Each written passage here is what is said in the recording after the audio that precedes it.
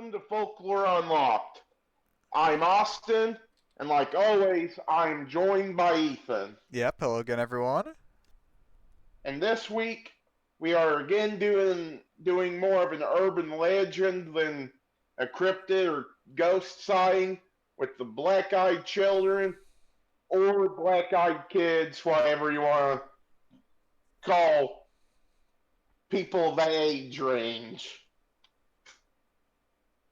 And the descriptions are it's a supposed paranormal creature that resembled children between the ages of 6 and 16.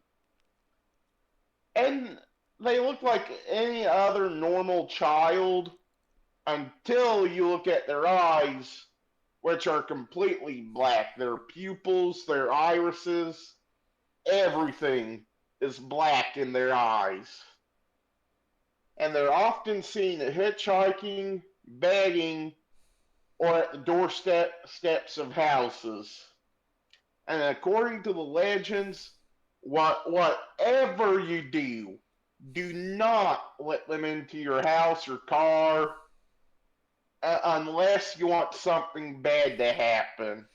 So they're kind of like the Mothman in terms of being omens of bad luck or bringing bad luck.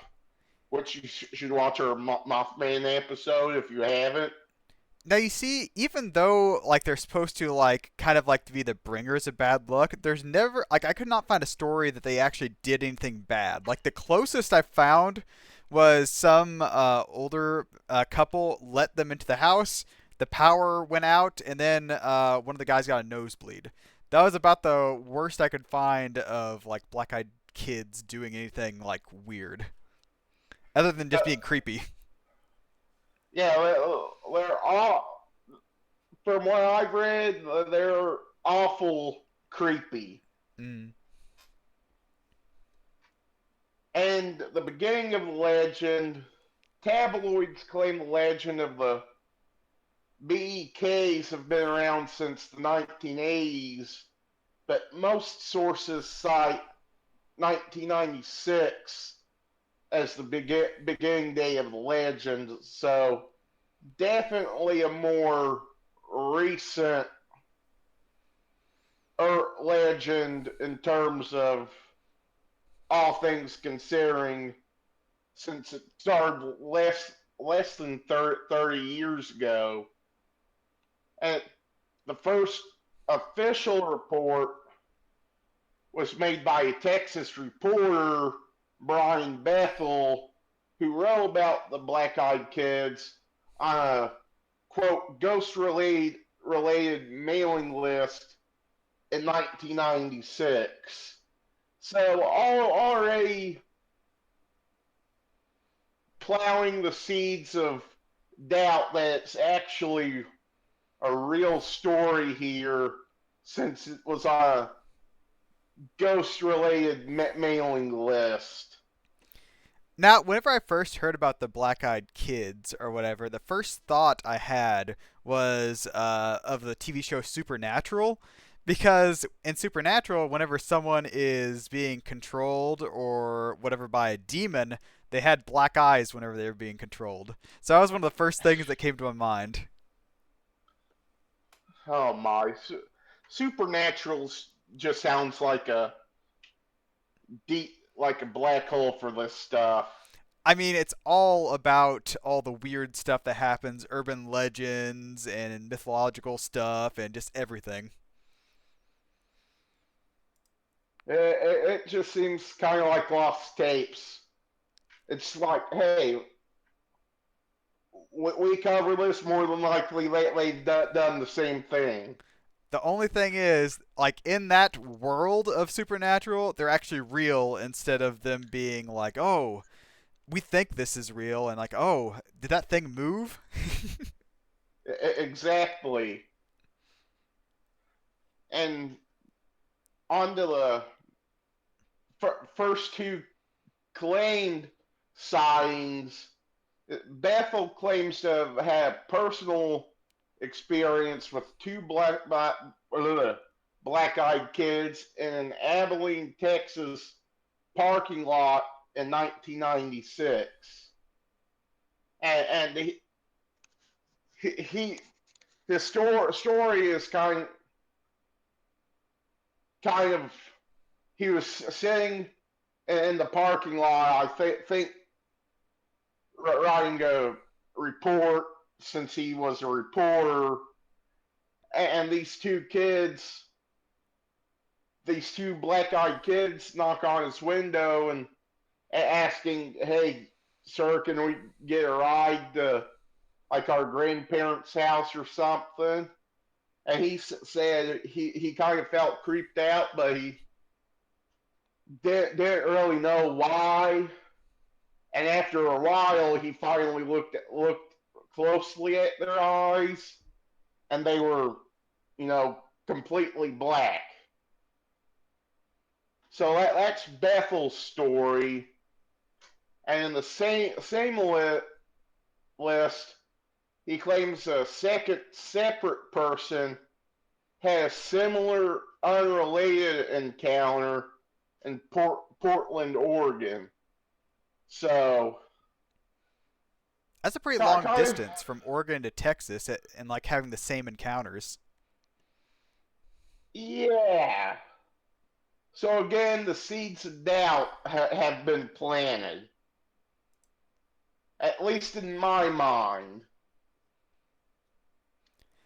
Now, Bethel's stories have become prime examples of creepy pastas or like kind of like stories on the internet that people like kind of spread around.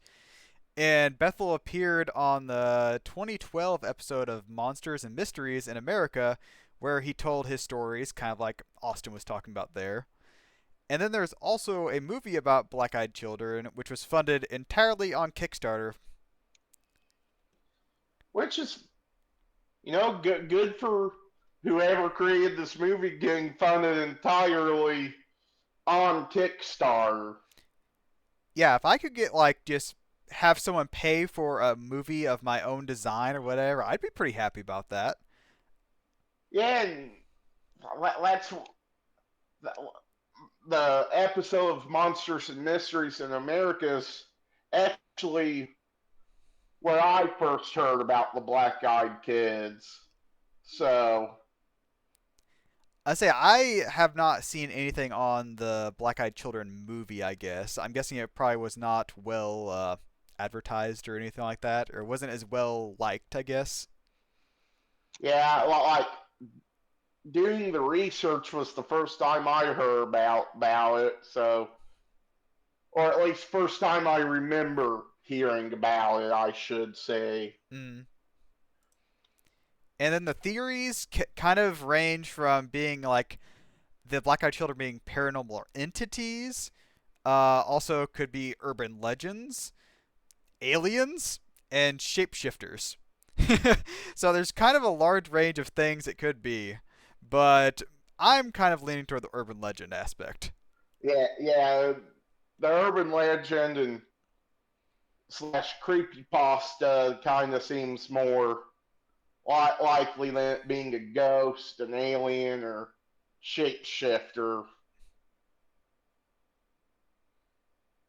And that's my thoughts. I think Black Eyed Kids are just an urban legend and nothing more than a good story. But if they are real people, if that's a big if, do not let them inside your houses. Do not let them inside your cars.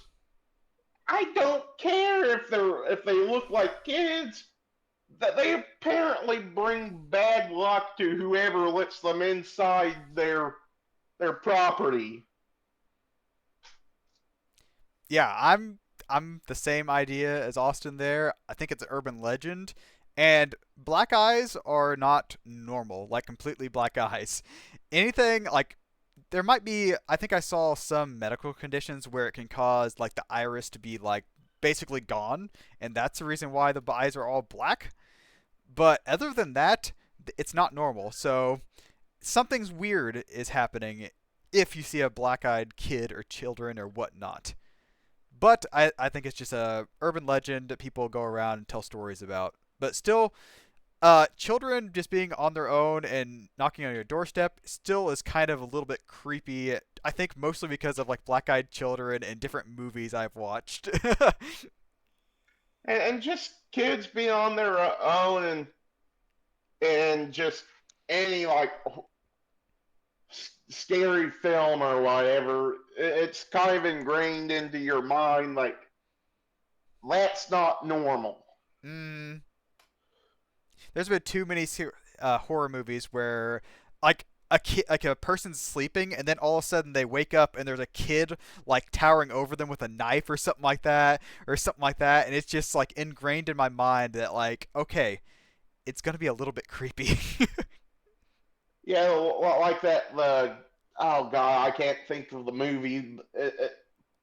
It's got Jack Nicholson in it, and the kid says red rum. Oh, The Shining. The Shining. Yes, yes.